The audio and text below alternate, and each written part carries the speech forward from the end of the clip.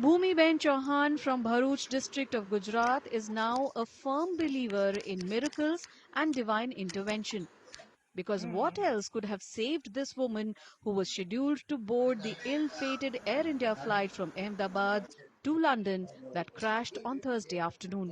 Bhumi was stuck in the Ahmedabad city traffic, and a missed U-turn and the ensuing 10-minute delay is what became the shield between her and death.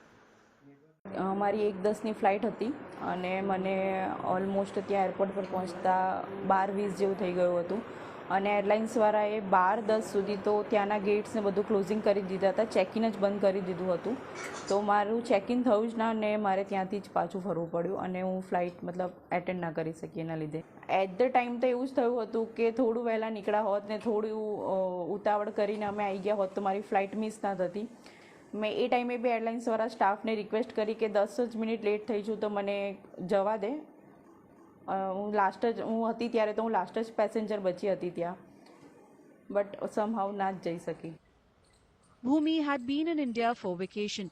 She left the Ahmedabad airport at 1:30 p.m. on Thursday after it became clear the plane would have to take off without her. બસ અમને એમ કે checking થઈ ગયું તો હવે flight ઉડે એટલે અમે લોકો જઈએ રિટર્ન થઈએ, પણ એટલામાં એ બહાર આવી ગઈ અને એને કહ્યું કે મમ્મી એમ કે હવે મારું કેન્સલ થઈ ગયું છે, એમ કે ફ્લાઇટ એમ કે ચેકિંગ નહીં થાય મારું, એમ કે થોડું 5 મિનિટ લેટ થઈ ગયું, 5-10 મિનિટ એમ કે એટલે આપણે રિટર્ન થવું પડશે એમ કે. અમે કહ્યું બેટા જરા રિક્વેસ્ટ કર, તે રિક્વેસ્ટ કરી પણ એમણે ના પાડી કે હવે તમારાથી નહીં જવાય એમ કે.